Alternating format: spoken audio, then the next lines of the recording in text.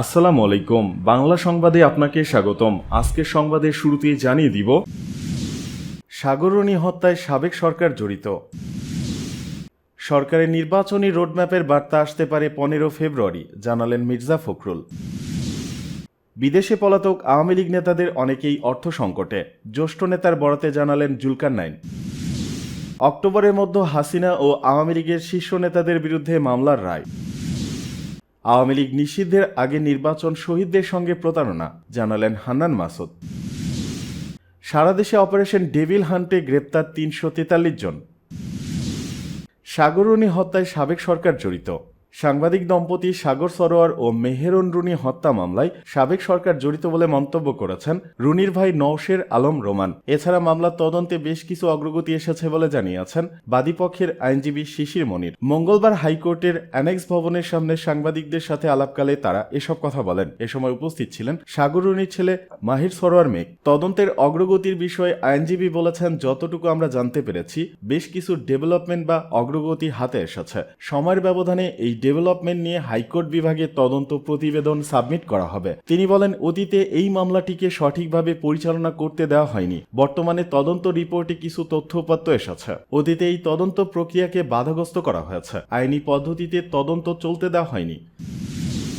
এদিকে সরকারের নির্বাচনী রোডম্যাপের বার্তা আসতে পারে 15 ফেব্রুয়ারি, জানালেন মির্জা ফখরুল। দ্রুততম সময় সংস্কার কাজ শেষ করে জাতীয় নির্বাচন আয়োজনের বিষয়ে দাবি জানিয়ে আসছিল বিএনপি। এ অবস্থায় আগামী 15 ফেব্রুয়ারি সরকারের পক্ষ থেকে নির্বাচনী রোডম্যাপ বিষয়ে জানানো হতে পারে বলে জানিয়েছেন মির্জা ফখরুল ইসলাম আলমগীর। সোমবার রাষ্ট্রীয় অতিথি ভবন যমুনায় প্রধান উপদেষ্টা অধ্যাপক ডক্টর মোহাম্মদ ইউনূসের সঙ্গে বৈঠক শেষে গণমাধ্যম কর্মীদের এমন তথ্য জানান তিনি। মির্জা ফখরুল বলেন, বৈঠকে প্রধান উপদেষ্টা ও তার সঙ্গে যারা ছিলেন তারাও বলেছেন অতি দ্রুত নির্বাচন আয়োজনে কাজ করছেন তারা। ডক্টর ইউনূস বলেছেন, ডিসেম্বরের মধ্যে নির্বাচন আয়োজনে কাজ চলছে। বিএনপি আশা করে সরকার অতি দ্রুত রোডম্যাপ ঘোষণা করবে, যার মধ্য দিয়ে ডিসেম্বরের মধ্যে নির্বাচন প্রত্যাশা করছে বিএনপি ও জনগণ। আগামী 15 ফেব্রুয়ারি নির্বাচনী রোডম্যাপ নিয়ে ডক্টর ইউনূস সরকার কিছু একটা বলবেন। এ সময় জাতীয় নির্বাচনের আগে স্থানীয় সরকার নির্বাচন বিষয়ে কোনোভাবে বিএনপি একমত হবে না বলেও জানান তিনি। বৈঠকে দেশের আইন শৃঙ্খলা পরিস্থিতি, দ্রব্যমূল্য এবং চলমান ডেভিল হান্ট অভিযান নিয়েও কথা হয় বলে জানিয়েছেন মির্জা ফখরুল ইসলাম আলমগীর। তিনি বলেন, প্রধান উপদেষ্টার কাছে দেশের চলমান পরিস্থিতি নিয়ে বিএনপি উদ্বেগ জানিয়েছে।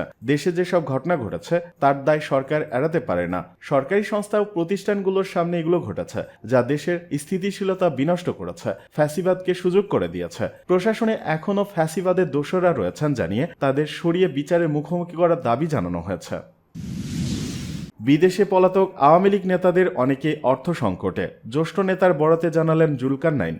ছাত্র জনতার অভ্যুত্থানের পর বিদেশে পালিয়ে যাওয়া আওয়ামী লীগ নেতাদের বড় একটি অংশ অর্থ সংকটে রয়েছেন। দলটির জ্যেষ্ঠ নেতার বরাত দিয়ে তথ্য জানিয়েছেন আল জাজিরার অনুসন্ধানী সাংবাদিক জুলকারনাইন স্যার। সোমবার দিবাগত রাত 12:20 দিকে নিজের ভেরিফাইড ফেসবুক অ্যাকাউন্টে দেয়া স্ট্যাটাসে এ তথ্য জানান তিনি। স্ট্যাটাসে তিনি লিখেন, আওয়ামী লীগের বেশ সিনিয়র একজন নেতার সঙ্গে কথা বললাম। তিনি যা বললেন তার সারমর্ম হল, ধানমন্ডি 32-এ আক্রমণ হওয়ার আগ পর্যন্ত হাসিনা ও তার বোন রাজনৈতিকভাবে বেশ নিষ্ক্রিয় ছিলেন, কিন্তু ভবনটি ধ্বংসের পর সম্প্রতি তারা বেশ সক্রিয় হয়েছেন। হাসিনা এই ঘটনার প্রতিশোধ নেওয়ার জন্য ক্রোধে উন্মাদ প্রায়, কিন্তু দেশে কোনো নেতা না থাকায় কর্মীদের সংগঠিত করার মতো অবস্থা নেই। আর যেসব নেতা এখনো দেশে লুকিয়ে আছেন তারা এক প্রকারের আতঙ্কে আছেন। এই সিনিয়র নেতা উল্লেখ করেন, যে সকল নেতা নেত্রী বিদেশে পালিয়ে গেছেন তারা দলের কাউকে না জানিয়ে শেখ হাসিনার ভারতে চলে যায় বেশ ক্ষুব্ধ।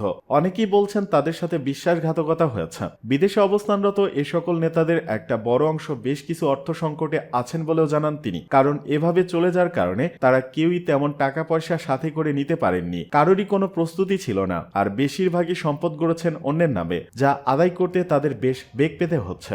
উদাহরণ হিসেবে তিনি আমির হোসেন আমু এবং নসরুল হামিদ বিপুর কথা বলেন। তিনি দাবি করেন আমুর সবই অন্যের নামে করা, আর বিপুর দুবাইতে করা সব বিনিয়োগ রাজীব সামদানির মাধ্যমে হচ্ছে, যা পরিবর্তিত পরিস্থিতিতে সামদানি আর ফেরত দিচ্ছে না। বিপু ও তার স্ত্রী এই মুহূর্তে ভারতে অবস্থান করছে বলেও জানান তিনি আরো বলেন, নেতাদের মধ্যে বেশিরভাগই ভারতে আছেন। ফজলে তাপস আছেন সিঙ্গাপুর, আর বাদ বাকিরা দুবাই, কানাডা, যুক্তরাষ্ট্র, যুক্তরাজ্য, কয়েকজন অস্ট্রেলিয়াতে। বর্ডার পার হয়ে নিরাপদে কলকাতা পর্যন্ত পৌঁছাতে আত্মগোপনে থাকা আওয়ামী লীগ নেতাকর্মীরা মাথাপিছু 20 লক্ষ টাকা পর্যন্ত খরচ করেছে বলেও জানান তিনি। এদিকে অক্টোবরের মধ্যে হাসিনা ও আওয়ামী লীগের শীর্ষ নেতাদের বিরুদ্ধে মামলার রায়।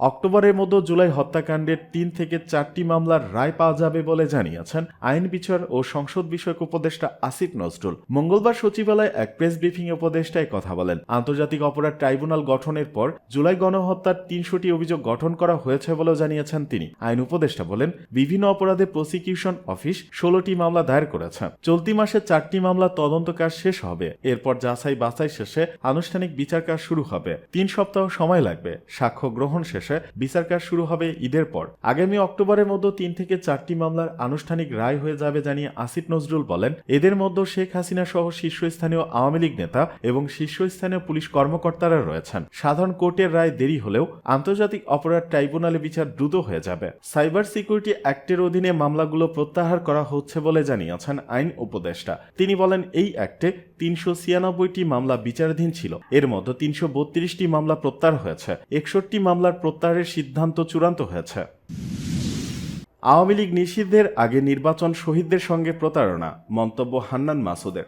আওয়ামী লীগ নিষিদ্ধের আগে নির্বাচনের আয়োজন করা হলে তা 24 শহীদ ও আহতদের সঙ্গে প্রতারণা করা হবে বলে মন্তব্য করেছেন বৈষম্য বিরোধী ছাত্র আন্দোলনের মুখ্য সংগঠক আব্দুল হান্নান মাসুদ। মঙ্গলবার নিজের ফেসবুক আইডিতে এক পোস্টে এই মন্তব্য করেন তিনি। ফেসবুক পোস্টে আব্দুল হান্নান মাসুদ লিখেন, গণহত্যাকারীদের বিচার, ভোট চোরদের ভোটে অযোগ্য ঘোষণা ও গণহত্যাকারী দল হিসেবে আওয়ামী লীগকে নিষিদ্ধ এবং মৌলিক সংস্কার নিশ্চিত করার আগে অন্তর্বর্তীকালীন সরকার সংসদ নির্বাচনের আয়োজনের পথে হাঁটলে তা হবে 24 বীর শহীদ ও আহতদের রক্তের সাথে সুস্পষ্ট প্রতারণা। আওয়ামী লীগ নিষিদ্ধের আগে নির্বাচন আয়োজন করা হলে লড়াই চালিয়ে যাওয়ার ঘোষণা দিয়ে বৈষম্য বিরোধী ছাত্র আন্দোলনের মুখ্য সংগঠক লিখেন, এর বিরুদ্ধে যদি একজন মানুষ হিসেবে কেউ প্রতিবাদ করে সেই ব্যক্তিটি হব আমি। হয়তো লড়াইটা দীর্ঘ হবে, কিন্তু এই লড়াই থেকে পিছু হটার কোনো সুযোগ নাই। পোস্টের শেষে জুলাই চলবে শব্দবন্ধে তিনি হ্যাশট্যাগ দেন।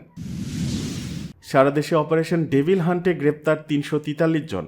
ঢাকা সহ সারা দেশে শুরু হওয়া অপারেশন ডেভিল হান্টের দ্বিতীয় দিনে 343 জনকে গ্রেপ্তার করা হয়েছে। এছাড়া এই অভিযান সহ অন্যান্য অভিযানে গত 24 ঘন্টায় মোট 1521 জনকে গ্রেপ্তার করা হয়েছে। ঢাকা সহ সারা দেশে শুরু হওয়া অপারেশন ডেভিল হান্টের দ্বিতীয় দিনে 343 জনকে গ্রেপ্তার করা হয়েছে। এছাড়া এই অভিযান সহ অন্যান্য অভিযানে গত 24 ঘন্টায় মোট 1521 জনকে গ্রেপ্তার করা হয়েছে। সোমবার সন্ধ্যায় পুলিশ সদর দপ্তরের এআইজি ইনামুল হক সাগর এ তথ্য জানান। তিনি জানান, অপারেশন ডেভিল হান্টে গ্রেপ্তার করা হয়েছে 343 জনকে। এছাড়া এই বিশেষ অপারেশন সহ অন্যান্য অভিযানে গতকাল রাত থেকে আজ পর্যন্ত 1521 জনকে গ্রেপ্তার করা হয়েছে। এ সময় অপারেশন ডেভিল হান্টে একটি বিদেশি পিস্তল, 2টি ম্যাগাজিন, 11 রাউন্ড গুলি, 6টি শটগান কার্তুজ, 3টি ছুরি, 3টি তলোয়ার, 1টি কুড়াল, 10টি ককটেল, 8টি লাঠি, 4টি রড এবং 4টি রামদা। অপারেশন ডেভিল হান্ট একটি বিশেষ অভিযান যা 8 ফেব্রুয়ারি থেকে সারা দেশে একযোগে শুরু হয়েছে। স্বরাষ্ট্র মন্ত্রণালয়, আইন শৃঙ্খলা রক্ষাকারী বাহিনী ও অন্যান্য নিরাপত্তা সংস্থার উচ্চপদস্থ কর্মকর্তাদের সঙ্গে বৈঠকের মাধ্যমে দেশের সামগ্রিক নিরাপত্তা ব্যবস্থা জোরদার করার সিদ্ধান্ত হয়। এরই ধারাবাহিকতায় 8 ফেব্রুয়ারি থেকে অপারেশন ডেভিল হান্ট নামক বিশেষ অভিযান শুরু হয়। রোববার সন্ধ্যায় পুলিশ সদর দপ্তর জানায়, অপারেশন ডেভিল হান্ট সহ পুলিশের বিভিন্ন অভিযানে রোববার দুপুর পর্যন্ত মোট 1308 জনকে গ্রেপ্তার করেছে পুলিশ।